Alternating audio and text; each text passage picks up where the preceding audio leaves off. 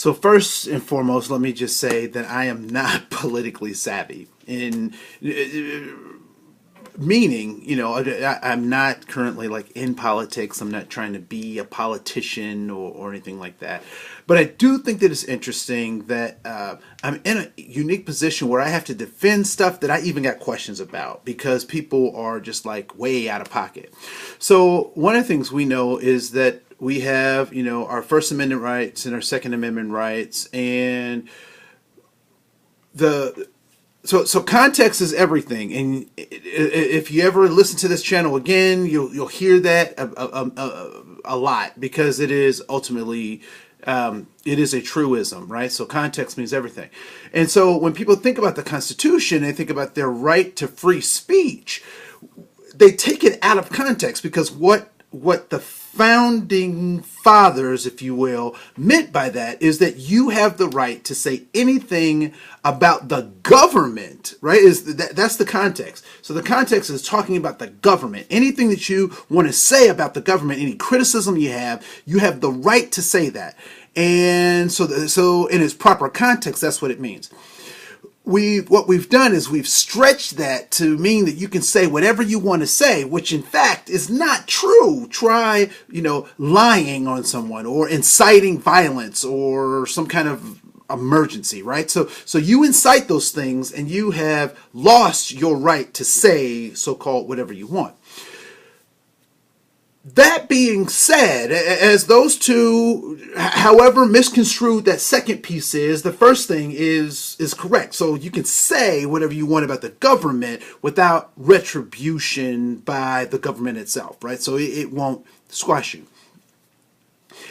So I'm really disturbed when I see that there are individuals, some I agree with, some I don't agree with, some I think are misguided, but being silenced on this private platform in social media. And the reason that causes me concern is because who gets to judge what is right, wrong, or otherwise? Who gets to say where freedom of speech starts and begin? And usually we rely on the courts to do that. We rely on our system of government to monitor and judge those things. But now we are in the court of public opinion where private industry now can say what's acceptable and what's not acceptable. Now, all things considered, I don't necessarily agree with all the folks who say whatever they want to say. But I do believe in their right to say it, even if it contradicts my stuff. Now, here is the part that is scariest, is that we have people who want to believe things that are not based in science or based on fact, right? So they want to throw everything out and say, it's fake news or that is your opinion. And I will tell you that there are absolute truths out there, and you can private message me if you want to know what some of those are. I don't mind telling you, right? But that's not the purpose of this video.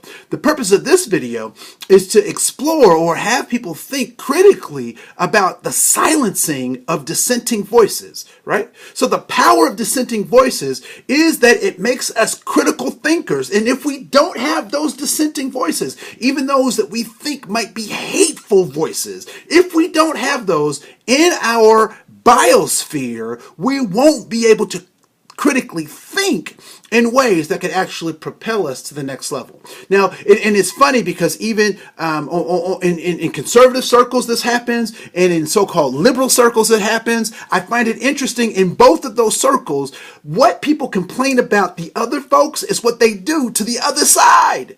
And so we keep this system perpetuating itself. And Paulo Freire says it best in his book, Pedagogy of the Oppressed, that if we continue in the cycle, we will continue to get what we've always gotten, no matter who's in charge. The faces can change, the nationalities can change. But if we keep in that two-tier system of oppressed and oppressor, and we keep flipping roles, then we keep getting the same system. And so what we need is a third way of being. And what I would suggest to you, that third way of being is actually listening to the dissenting voice.